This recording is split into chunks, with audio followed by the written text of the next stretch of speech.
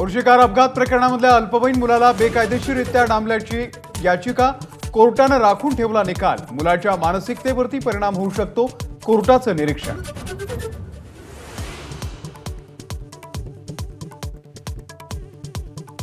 OBC आंदोलकांच्या शिष्टमंडळासोबत सरकारची आज संध्याकाळी सह्याद्री अतिथीगृहावरती बैठक। मुख्यमंत्री उपमुख्यमंत्र्यांसह छगन भुजबळ, गोपीचंद पडळकर हे सुद्धा उपस्थित राहणार।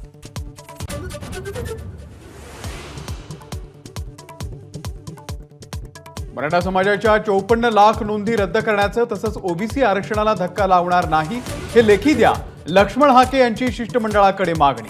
आंदोलनावरती ठाम।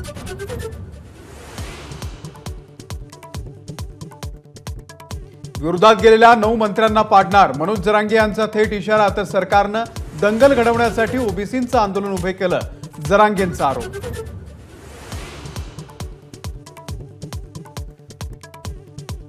आपल्या जीवाला धोका असल्याचं बच्चू कडूंचं पोलीस अधीक्षकांना पत्र। तातडीनं चौकशी करून गुन्हा दाखल करण्याची केली मागणी।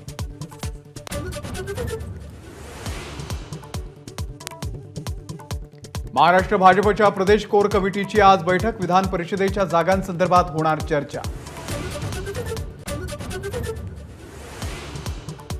भाजप सरकारच्या विरोधात काँग्रेसचं नागपूर, अमरावती, अकोला आणि पुण्यामध्ये चिखल फेको आंदोलन। सरकारच्या प्रतिमेला चिखल लावून काँग्रेसकडून निषेध।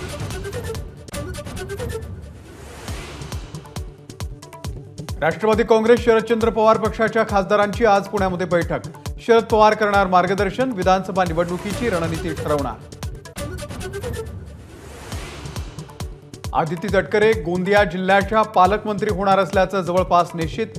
एबीपी माझाला विश्वसनीय सूत्रांची माहिती।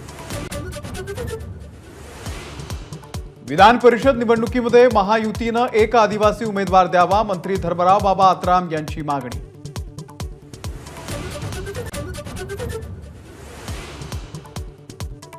नीट परीक्षा घोळासंदर्भात एनटीएनं चूक केली, केंद्रीय शिक्षण मंत्री धर्मेंद्र प्रधान यांची एबीपी नेटवर्कवरती कबुली। घोळाची जबाबदारी स्वीकारणार, दोषींवरती कठोर कारवाई करण्याची मागणी।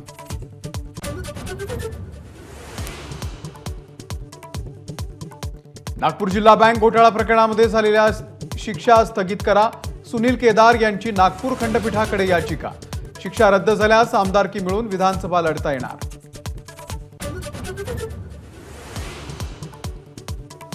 नाफेड अध्यक्षांकडून नाशिकमधील केंद्राची पाहणी। अध्यक्षांनी अचानक दिलेल्या भेटीमुळे गैरकारभार उघड।